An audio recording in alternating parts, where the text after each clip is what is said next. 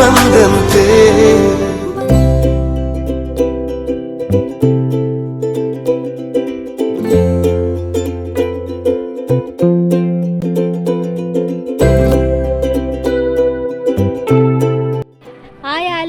Welcome back Rashmi Shivu YouTube channel. Hi ಎಲ್ಲ welcome back Rashmi Shivu YouTube channel. ಎಲ್ಲರೂ ಹೇಗಿದ್ದೀರಾ? ಅಯ್ಯಪ್ಪ ಎಲ್ಲರೂ ಚೆನ್ನಾಗಿದ್ದೀರಾ ಅನ್ಕೋತಾ ನಾನು ಈ ವಿಡಿಯೋನ ಶುರು ಮಾಡ್ತಾ ಇದ್ದೀನಿ. ಈ ವಿಡಿಯೋ ಬಂದು ನಮ್ಮಿಬ್ಬರದು ವೆಡ್ಡಿಂಗ್ ಆನಿವರ್ಸರಿ ವ್ಲಾಗ್ ಆಗಿರುತ್ತೆ. ಈ ವ್ಲಾಗಲ್ಲಿ ವೆಡ್ಡಿಂಗ್ ಆನಿವರ್ಸರಿ ಸ್ಪೆಷಲ್ ಆಗಿ ಯಾವ ದೇವ್ರ ದರ್ಶನಕ್ಕೆ ಹೋಗಿದ್ವಿ, ಏನೆಲ್ಲ ಇವತ್ತಿನ ದಿನ ಹೇಗೆ ನಡೀತು ಈ ವ್ಲಾಗಲ್ಲೆಲ್ಲ ತೋರಿಸ್ತೀನಿ.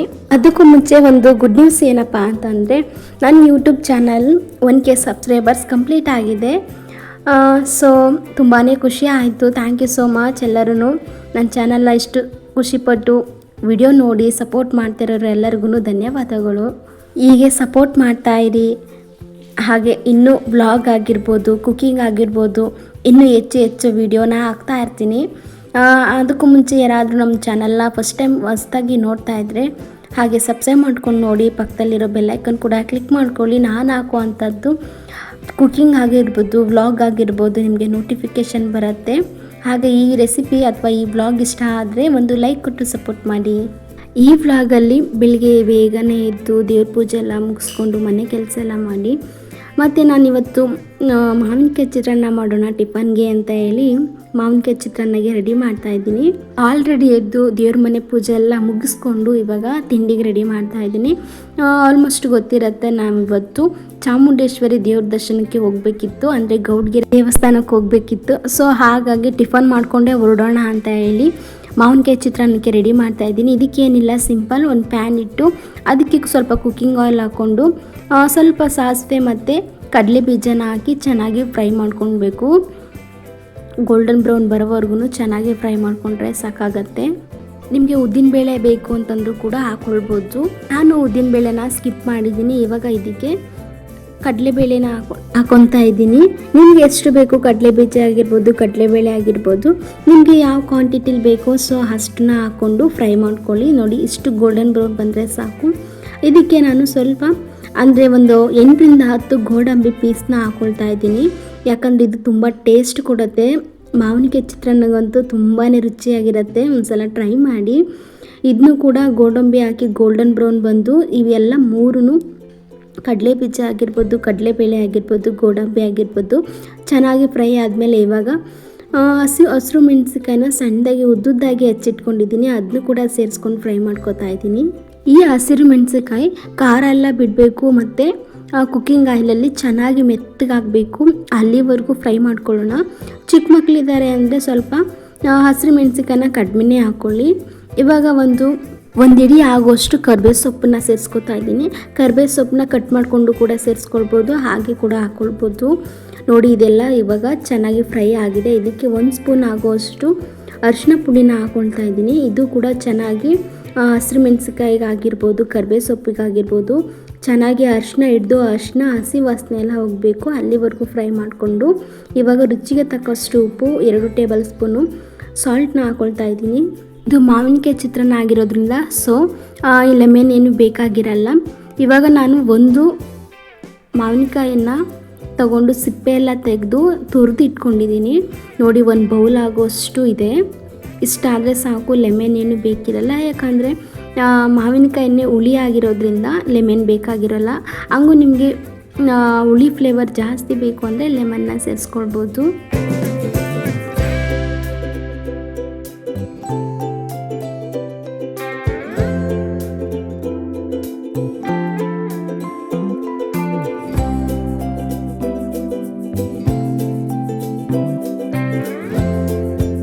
ನೋಡಿದ್ರಲ್ಲ, ಇಷ್ಟೇ ಸಿಂಪಲ್ಲಾಗಿ ಮಾವಿನಕಾಯಿ ಚಿತ್ರಾನ್ನ ಹೇಗೆ ಮಾಡ್ಕೊಳ್ಳೋದು ಅಂತ. ಗೊಜ್ಜು ರೆಡಿ ಆದಮೇಲೆ ಬಿಸಿ ರೈಸ್ ಹಾಕೋಬೇಡಿ, ಸ್ವಲ್ಪ ರೈಸ್ ತಣ್ಣಗಾದ್ಮೇಲೆ ಮಿಕ್ಸ್ ಮಾಡಿಕೊಂಡ್ರೆ ಮುಗೀತು. ಪರ್ಫೆಕ್ಟಾಗಿ ಮಾವಿನಕಾಯಿ ಚಿತ್ರಾನ್ನ ರೆಡಿ ಆಗುತ್ತೆ. ತುಂಬ ಟೇಸ್ಟಿಯಾಗಿತ್ತು.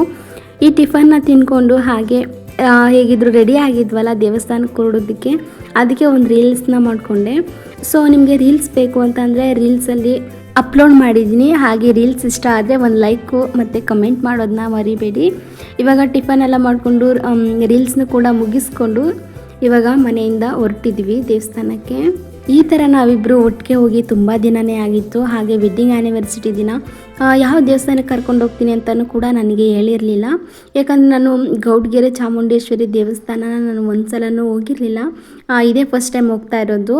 ಬಿಸಿಲಂತೂ ಹೆವಿ ಬಿಸಿಲಿತ್ತು. ಕಾಲು ಕೂಡ ಇಡೋಕ್ಕಾಗ್ತಿರಲಿಲ್ಲ, ಅಷ್ಟು ಸುಡ್ತಾ ಇತ್ತು ಕಾಲೆಲ್ಲ. ನಾವು ಗಾಡಿ ಕೂಡ ಪಾರ್ಕ್ ಮಾಡಿ ಇವಾಗ ಇದು ದೇವಸ್ಥಾನದ ಎಂಟ್ರೆನ್ಸು. ಇಲ್ಲೆಲ್ಲ ಹೋಗಿ ಇಲ್ಲಿ ಚಪ್ಪಲ್ಲು ಪಾದರಕ್ಷೆ ಬಿಡಬೇಕಂತ ಇಲ್ಲಿ ಬರ್ತಿರ್ತಾರೆ ಬೋರ್ಡಲ್ಲಿ. ಆ ಚಪ್ಪಲನ್ನ ಬಿಟ್ಟು ಮತ್ತೆ ಇಲ್ಲಿ ಕಾಲು ತೊಳೆಯೋದಕ್ಕೆ ಅಂತ ನಲ್ಲಿ ಹಾಕಿದ್ದಾರೆ. ಇಲ್ಲಿ ಕೂಡ ಕಾಲು ತೊಳ್ಕೊಂಡು ನಾವು ಮತ್ತೆ ಡೈರೆಕ್ಟು ದೇವಸ್ಥಾನದೊಳಗಡೆ ಎಂಟ್ರಿ ಕೊಟ್ವಿ. ನೋಡಿ, ಇದು ಸಾಲಾಗಿ ನಿಂತ್ಕೊಳ್ಳೋ ಅಂಥದ್ದು ಲೈನ್ ಹಾಕಿದ್ದಾರೆ. ನೋಡಿ, ತೆಂಗಿನಕಾಯಿನ ಎಷ್ಟು ಅರ್ಕೆಕಾಯಿಗಳನ್ನ ಎಷ್ಟು ಕಟ್ಟಿದ್ದಾರೆ ಅಂತಂದರೆ ಈ ದೇವಸ್ಥಾನ ಸುತ್ತ ಬರೀ ಅರ್ಕೆಕಾಯಿಗಳೇ ಇತ್ತು. ಹಾಗೆ ನಾವು ಹೋಗಿದ್ದು ಶನಿವಾರ ದೇವಸ್ಥಾನಕ್ಕೆ. ಸೊ ಅಷ್ಟೊಂದು ರಶ್ ಇರಲಿಲ್ಲ. ಅಂದರೆ ವಾರದ ದಿನ ಚಾಮುಂಡೇಶ್ವರಿ ದೇವ್ರದ್ದು ಯಾವುದು ವಾರ ಆಗಿರುತ್ತೆ ಆ ದೇವ್ರದ್ದು ವಾರ ಬಿಟ್ಟು ಇನ್ನು ಬೇರೆ ದಿನ ಹೋದರೆ ಸ್ವಲ್ಪ ರಶ್ಶು ಕಡಿಮೆ ಇರುತ್ತೆ. ಸೊ ನೀವು ಒಂದ್ಸಲ ಈ ದೇವಸ್ಥಾನಕ್ಕೆ ಹೋಗಬೇಕು ಅಂತ ಅಂದರೆ ವಾರದ ದಿನ ಹೋಗಬೇಡಿ, ನಾರ್ಮಲ್ ಡೇದಲ್ಲಿ ಹೋಗಿ ದೇವರು ಕೂಡ ದರ್ಶನನ ಚೆನ್ನಾಗೇ ಮಾಡ್ಬೋದು. ನಾವು ಕೂಡ ಸಾಲಲ್ಲಿ ನಿಂತು ತುಂಬ ಹೊತ್ತು ಸಾಲಲ್ಲಿ ನಿಂತ್ಕೊಂಡ್ವಿ. ರಶ್ಶು ಅಂದರೆ ಸ್ವಲ್ಪ ಜನ ಇದ್ದರೂ ಕೂಡ ದೇವ್ರ ದರ್ಶನ ಮಾಡೋದು ತುಂಬಾ ಲೇಟ್ ಆಯಿತು. ಸಾಲಲ್ಲಿ ನಿಂತಿರೋದು ಅಂದರೆ ಲೈನಲ್ಲಿ ನಿಂತಿರೋದು ಮಾತ್ರ ನಾನು ವಿಡಿಯೋ ಮಾಡ್ಕೊಂಡಿದ್ದೀನಿ. ಮುಂದಕ್ಕೆ ಹೇಗಿದ್ರು ದೇವ್ರ ದರ್ಶನ ಒಳಗಡೆ ಗರ್ಭಗುಡಿದ ಹತ್ರ ಬಿಟ್ರಲ್ಲ, ಆವಾಗ ಫೋನ್ ಅಲೋವ್ ಇರಲ್ಲ. ಸೊ ಹಾಗಾಗಿ ನಾನು ಗರ್ಭಗುಡಿದ್ದು ವಿಡಿಯೋ ಮಾಡಿಲ್ಲ.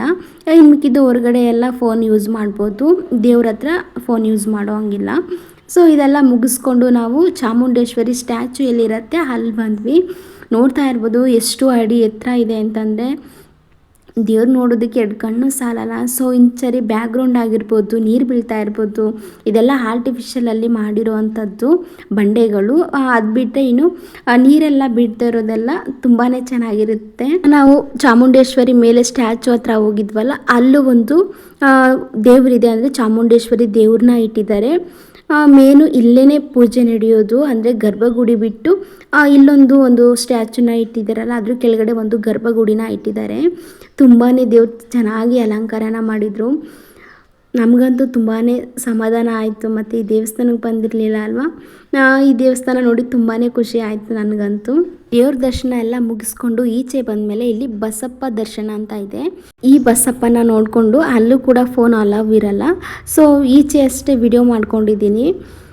ಮತ್ತು ಇಲ್ಲಿ ನೋಡ್ತಾ ಇರ್ಬೋದು, ಹಾಗೆ ಒಂದು ವಿಡಿಯೋ ಮಾಡ್ತಾ ಇದ್ದಾರೆ. ಅಂದರೆ ದೇವ್ರ ಸಾಂಗ್ ಹಾಕಿ ಅವರೇ ಎಡಿಟ್ ಮಾಡಿಕೊಡ್ತಾರೆ, ಆ ಥರ ವಿಡಿಯೋನ ಮಾಡ್ತಾ ಇದ್ದಾರೆ. ನೋಡಿ, ನಾವು ಒಂದು ಕೂಡ ವಿಡಿಯೋನ ಮಾಡಿಸಿದ್ವಿ. ತುಂಬಾ ಚೆನ್ನಾಗಿತ್ತು. ಅಂದರೆ ಬಿಸಿಲು ಇದ್ದರೂ ಕೂಡ ದೇವ್ರ ಕಡೆ ನಾನು ಮುಖ ಮಾಡಿ ನಿಂತಿದ್ದೆ. ವಿಡಿಯೋ ಮಾತ್ರ ತುಂಬ ಚೆನ್ನಾಗಿ ಮಾಡಿಕೊಟ್ಟಿದ್ರು. ಸೊ ಆ ಕ್ಲಿಪ್ಪು ಕೂಡ ಇಲ್ಲಿದೆ. ಈ ವಿಡಿಯೋಗೆ ಚಾಮುಂಡೇಶ್ವರಿ ದೇವ್ರದ್ದು ಅಂದರೆ ಆಡಿಯೋ ಹಾಕಿ ಸಾಂಗ್ ಎಡಿಟ್ ಮಾಡಿ ಕೊಡ್ತಾರೆ ಅವರೇ. ಇದಕ್ಕೆ ಬರೀ 70 ರೂಪಾಯಿನ ತಗೊಳ್ತಾರೆ ಈ ವಿಡಿಯೋ ಮಾಡಿ ಕೊಡೋದಕ್ಕೆ. ಇದೆಲ್ಲ ಮುಗಿಸ್ಕೊಂಡು ಮತ್ತೆ ನಾವು ಈಚೆ ಹೊರಟ್ವಿ. ಅಂದರೆ ನಾವು ದೇವ್ರ ದರ್ಶನಕ್ಕೆ ಮಾಡುವಂಥದ್ದು ಗೇಟೇ ಬೇರೆ. ಅಂದರೆ ನಾವು ಇದೆಲ್ಲ ಮುಗಿಸ್ಕೊಂಡು ದೇವ್ರ ದರ್ಶನ ಎಲ್ಲ ಮಾಡಿಕೊಂಡು ಈಚೆ ಬರೋದಕ್ಕೆ ಎಂಟ್ರೆನ್ಸೇ ಬೇರೆ. 2 ಕಡೆ ಇರುತ್ತೆ. ಒಂದು ಕಡೆ ದೇವ್ರ ದರ್ಶನ ಮಾಡೋದಕ್ಕೆ, ಇನ್ನೊಂದು ಈಚೆ ಹೋಗೋದಕ್ಕೆ. ಸೊ ಇದೆಲ್ಲ ದೇವ್ರ ದರ್ಶನ ಎಲ್ಲ ಮಾಡಿಕೊಂಡು ಅರ್ಕೆಕಾಯಿಗಳನ್ನೆಲ್ಲ ಕಟ್ಟಿದ್ರಲ್ಲ, ಸೊ ಇದನ್ನೆಲ್ಲ ನೋಡಿಕೊಂಡು ವಿಡಿಯೋ ಮಾಡ್ಕೊಂಡಿದ್ದೀನಿ. ಸೊ ಅಲ್ಲಿಂದ ಬಂದು ತುಂಬಾ ಬಿಸಿಲಿತ್ತು. ಸೊ ಹಾಗಾಗಿ ಒಂದು ಕೋಲ್ಡ್ ವಾಟರ್ ಮತ್ತು ಒಂದು ಐಸ್ನ ತಗೊಂಡೆ ಅಷ್ಟೇ. ಮತ್ತು ಊಟದ ಟೈಮ್ ಆಗಿತ್ತಲ್ಲ, ಸೊ ಹಾಗಾಗಿ ಜಾಸ್ತಿ ಏನು ತಿನ್ನೋದು ಬೇಡ ಅಂತ ಹೇಳಿ ಹೊಟ್ಟೆ ತುಂಬ ದೇವ್ರ ಪ್ರಸಾದ ಊಟ ಮಾಡೋಣ ಅಂತ ಡೈರೆಕ್ಟ್ ಊಟಕ್ಕೆ ಬಂದ್ವಿ.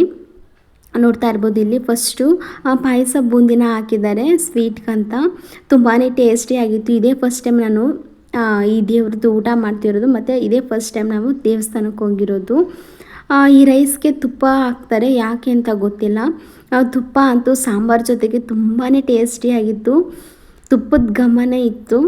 ಹಾಗೆ ದೇವ್ರ ಪ್ರಸಾದ ಊಟನ ಮಾಡಿಕೊಂಡು ಲಾಸ್ಟಲ್ಲಿ ಮಜ್ಜಿಗೆನ ಹಾಕ್ತಾರೆ ತಟ್ಟೆಗೆ. ಸೊ ಸ್ವಲ್ಪ ತಣ್ಣಗಾಗಲಿ ಅಂತ ಹೇಳಿ ಅದು ಮಜ್ಜಿಗೆನ ಕುಡ್ಕೊಂಡು ಇವಾಗ ನಾವು ಅಲ್ಲಿಂದ ಹೊರಟ್ವಿ. ಫೈನಲಿ ನಮ್ಮ ಗಾಡಿ ಹತ್ರ ಬಂದ್ವಿ. ಅದಾದಮೇಲೆ ಸ್ವಲ್ಪ ಸಂಜೆ ಆಗೋವರೆಗೂ ನಾವು ಮನೆಗೆ ಬಂದಿದ್ದೆ. ಸ್ವಲ್ಪ ಆಲ್ರೆಡಿ ಒಂದು 6 ಗಂಟೆಯಿಂದ 5 ಗಂಟೆ ಕಂಪ್ಲೀಟ್ ಆಗೋಗಿತ್ತು. ಮನೆಗೆ ಬಂದಿದ್ದ ತಕ್ಷಣ ಒಂದು ಕೇಕ್ನ ತಗೊಬಂದಿದ್ರು. ಅಂದರೆ ಸಂಜೆ ಈವ್ನಿಂಗು ಒಂದು 8 ಗಂಟೆ ಆಗಿತ್ತು ಅನಿಸುತ್ತೆ ನಾವು ಕೇಕ್ ಕಟ್ ಮಾಡಿದಾಗ.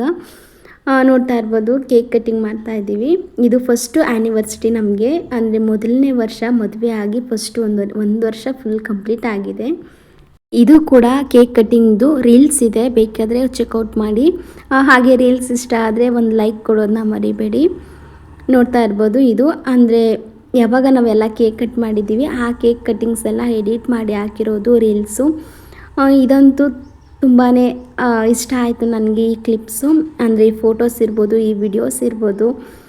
ಫಸ್ಟ್ ಇಯರ್ ವೆಡ್ಡಿಂಗ್ ಆ್ಯನಿವರ್ಸರಿದು ತುಂಬಾ ಖುಷಿ ಕೊಡ್ತು. ಮತ್ತು ಹೇಗೆ ಸೆಲೆಬ್ರೇಷನ್ ಮಾಡಿದ್ವಿ ಅಂದರೆ ಸಿಂಪಲ್ ಆದರೂ ಕೂಡ ನನಗೆ ಸಮಾಧಾನ ಆಯಿತು. ಯಾಕಂದರೆ ಚಾಮುಂಡೇಶ್ವರಿ ದರ್ಶನ ಮಾಡಿದ್ದು ಮತ್ತು ಕೇಕ್ ಕಟ್ಟಿಂಗ್ ಮಾಡಿದ್ದು ಇದೆಲ್ಲ ಇಷ್ಟ ಆಯಿತು.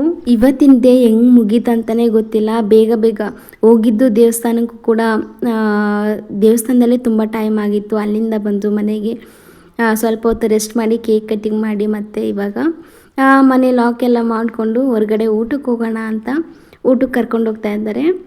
ಪಾರ್ಥಸಾರಥಿಲಿ ಊಟ ತುಂಬಾ ಚೆನ್ನಾಗಿರುತ್ತೆ. ಸೊ ಅಲ್ಲಿಗೆ ಊಟಕ್ಕೆ ಡಿನ್ನರ್ಗೆ ಅಂತ ಕರ್ಕೊಂಡು ಹೋದ್ರು. ನೋಡ್ತಾ ಇರ್ಬೋದು, ಇದು ಈಚೆ ಇರುವಂತಹ ಪ್ಲೇಸು ಹೆಂಗಿದೆ ಅಂತ. ತುಂಬಾ ತಣ್ಣಗೆ ಕೂಲಾಗಿ ಇತ್ತು. ಇವಾಗ ಹೇಗಿದ್ರು ಬೇಸಿಗೆ ಅಲ್ವಾ, ಸೊ ಹಾಗಾಗಿ ಈಚೆ ಊಟ ಮಾಡೋಣ ಅಂತ, ಅಂದರೆ ಗಾಳಿ ಎಲ್ಲ ಚೆನ್ನಾಗಿ ಬೀಳ್ಸತ್ತೆ ಅಂತ ಹೇಳಿ ಮೇಲ್ಗಡೆನೇ ಊಟನ ತೊಗೊಂಡ್ವಿ. ನೋಡಿ, ಇದು ಊಟದ ವಿಡಿಯೋ. ಅಂದರೆ ಊಟದ ವಿಡಿಯೋ ಜಾಸ್ತಿ ಕ್ಲಿಪ್ಸ್ನ ತೊಗೊಳೋಕ್ಕಾಗಿಲ್ಲ. ಅಂದರೆ ಚಿಕನ್ ಪೆಪ್ಪರ್ ಡ್ರೈ, ಬೋಟಿ ಗೊಜ್ಜು ಮತ್ತು ಎಗ್ ರೈಸು ಈ ಥರ ಅಷ್ಟೇ ಊಟನ ತೊಗೊಂಡ್ವಿ. ಅಲ್ಲಿಂದ ಊಟ ಮಾಡಿಕೊಂಡು ಮತ್ತು ಮನೆಗೆ ಹೊರಟ್ವಿ.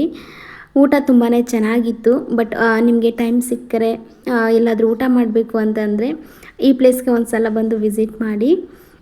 ನೋಡಿ, ಇವಾಗ ಲಾಸ್ಟಲ್ಲಿ ಫೈನಲಿ ಬಿಲ್ನ ಕೊಟ್ಟು ನಮ್ಮ ಗಾಡಿ ಹತ್ರ ಬಂದು ಆಲ್ರೆಡಿ ಟೈಮ್ 10:30 ಆಗಿತ್ತು ಅನಿಸುತ್ತೆ. ಫೈನಲಿ ಊಟ ಮಾಡಿಕೊಂಡು ನಮ್ಮ ಕಾರ್ ಹತ್ರ ಬಂದ್ವಿ.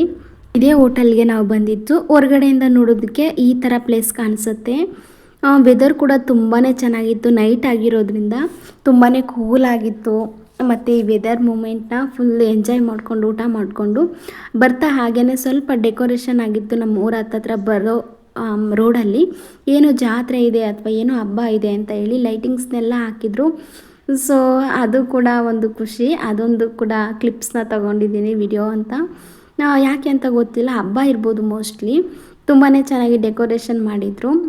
ಒಂದು ಸಾಂಗ್ ಹಾಕ್ಕೊಂಡು ವಿಡಿಯೋ ಮಾಡಿಕೊಂಡು ನಾವು ಕೂಡ ಎಂಜಾಯ್ ಮಾಡಿಕೊಂಡು ಮನೆ ಹತ್ರ ಬಂದ್ವಿ. ಅಲ್ಲಿಂದ ಬಂದು ಮನೆಯಲ್ಲಿ ಮಲ್ಕೊಳ್ಳೋ ಅಷ್ಟರಲ್ಲಿ ಆಲ್ರೆಡಿ ಒಂದು 12 o'clock ಆಗಿತ್ತು ಅನಿಸುತ್ತೆ. ಸೊ ಹಾಗಾಗಿ ಮಲ್ಕೊಂಡಿದ್ದು ಲೇಟ್ ಆಗಿರೋದ್ರಿಂದ ಎದ್ದೇಳಿದ್ದು ಕೂಡ ಲೇಟ್ ಆಯಿತು ಮಾರ್ನಿಂಗು. ಸೊ ಮಾರ್ನಿಂಗ್ ರೊಟೀನ್ ಏನು ತೋರಿಸ್ಲಿಲ್ಲ, ಯಾಕಂದರೆ ಎದ್ದಿದ್ದು ಲೇಟ್ ಆಗಿರೋದ್ರಿಂದ ಮಾರ್ನಿಂಗ್ ರೊಟೀನ್ ಏನು ಕಂಟಿನ್ಯೂ ಮಾಡಲಿಲ್ಲ. ಟಿಫನ್ಗಷ್ಟೇ ನಾನು ಏನು ರೆಡಿ ಮಾಡಿದ್ದೆ ಅಂತ ತೋರಿಸ್ತಾ ಇದ್ದೀನಿ. ಈ ಬ್ಲೆಡ್ ಫ್ರೈ ಮಾಡೋದು ಹೇಗೆ ಅಂತಂದರೆ, ಫಸ್ಟು ಬ್ಲೆಡ್ನ ನೀರಲ್ಲಿ ಹಾಕಿ ಚೆನ್ನಾಗಿ ಬೇಯಿಸ್ಕೊಳ್ಬೇಕು. ಒಂದು ಕಡ್ಡಿ ಚುಚ್ಚಿ ನೋಡಬೇಕು ಬ್ಲೆಡ್ ಬೆಂದಿದೆಯಾ ಇಲ್ವಾ ಅಂತ. ಆವಾಗ ಎತ್ಕೊಂಡು ಅದನ್ನ ಸ್ಮ್ಯಾಶರಲ್ಲಿ ಸ್ಮ್ಯಾಶ್ ಮಾಡಿಕೊಂಡು ಇದಕ್ಕೆ ಪಕ್ಕದಲ್ಲಿ ಎತ್ತಿಟ್ಕೋಬೇಕು. ಹಾಗೆ ಒಂದು ಪ್ಯಾನಲ್ಲಿ ಸ್ವಲ್ಪ ಕುಕ್ಕಿಂಗ್ ಆಯಿಲ್ ಹಾಕ್ಕೊಂಡು ಹಸಿರು ಮೆಣಸಿಗೆ, ಕರಿಬೇವು ಸೊಪ್ಪು, ಈರುಳ್ಳಿ ಎಲ್ಲನೂ ಹಾಕ್ಕೊಂಡು ಚೆನ್ನಾಗಿ ಫ್ರೈ ಆದಮೇಲೆ ಬ್ರೆಡ್ನ ಕೂಡ ನೀವು ಕಟ್ ಮಾಡ್ಕೊಳ್ಬೋದು ಪೀಸ್ ಆಗಿ. ನೋಡಿ, ನಾನು ಸ್ಮ್ಯಾಶ್ ಥರ ಮಾಡ್ಕೊಂಡಿದ್ದೀನಿ. ಈ ಥರ ಇದನ್ನು ಹಾಕ್ಕೊಂಡು ಚೆನ್ನಾಗಿ ಫ್ರೈ ಮಾಡ್ಕೊಳ್ಬೇಕು. ನಾನು ಇದಕ್ಕೆ 2 ಎಗ್ನ ಹಾಕ್ಕೊಂಡಿದ್ದೀನಿ, ಹಾಗಾಗಿ ಸ್ವಲ್ಪ ಟೇಸ್ಟಾಗಿ ಕೊಡುತ್ತೆ. ಇದಕ್ಕೆ 1 ಸ್ಪೂನ್ ಆಗೋಷ್ಟು ಚಿಲ್ಲಿ ಪೌಡರು, ಒಂದು ಟೇಬಲ್ ಸ್ಪೂನ್ ಆಗೋಷ್ಟು ಪೆಪ್ಪರ್ ಪೌಡ್ರು, ಸ್ವಲ್ಪ ಸಾಲ್ಟ್ನ ಹಾಕ್ಕೊಂಡು ಚೆನ್ನಾಗಿ ಫ್ರೈ ಮಾಡಿಕೊಂಡ್ರೆ ಮುಗೀತು. ಪರ್ಫೆಕ್ಟ್ ಆಗಿರೋ ಬ್ಲೆಡ್ ಫ್ರೈ ತುಂಬಾ ಇಷ್ಟ ಆಗುತ್ತೆ ನಿಮಗೆಲ್ಲರಿಗೂ. ಇದನ್ನು ಕೂಡ ಟ್ರೈ ಮಾಡಿ ನೋಡಿ. ಇದಿಷ್ಟು ಟಿಫನ್ಗೆ ರೆಡಿ ಮಾಡ್ಕೊಂಡಿತ್ತು. ಎಗ್ ಬಿರಿಯಾನಿ ಮತ್ತು ಚಿಕನ್ ಪೀಸು ಮತ್ತು ಬ್ಲೆಡ್ ಫ್ರೈ ಅಷ್ಟೇ ಮಾರ್ನಿಂಗ್ ಟಿಫನ್ಗೆ ಮಾಡಿದ್ದು. ಇದು ಮಧ್ಯಾಹ್ನದ ಊಟ. ಮುದ್ದೆ ಮತ್ತು ಹಾಫ್ ಬಾಯ್ಲ್, 1 ಎಗ್ಗು ಮತ್ತು ಈರುಳ್ಳಿ, ರೈಸು, ಚಿಕನ್ ಸಾಂಬಾರನ್ನ ಮಾಡ್ಕೊಂಡಿದ್ವಿ ಮಧ್ಯಾಹ್ನ. ಇದಿಷ್ಟು ಈ ದಿನದ್ದು ವ್ಲಾಗ್ ಆಗಿತ್ತು. ಈ ವ್ಲಾಗ್ ನಿಮಗೆಲ್ಲರಿಗೂ ಇಷ್ಟ ಆಯಿತು ಅಂತ ಭಾವಿಸ್ತಾ ಸಿಗೋಣ ಮುಂದಿನ ವಿಡಿಯೋದಲ್ಲಿ. ನಿಮಗೆ ಇನ್ನೂ ಯಾವ ಥರ ವಿಡಿಯೋಸ್ ಬೇಕು ಅಂತ ಕಮೆಂಟ್ ಮಾಡಿ, ಅದೇ ಥರ ವಿಡಿಯೋಸ್ನ ಮಾಡ್ತೀನಿ. Thanks for watching.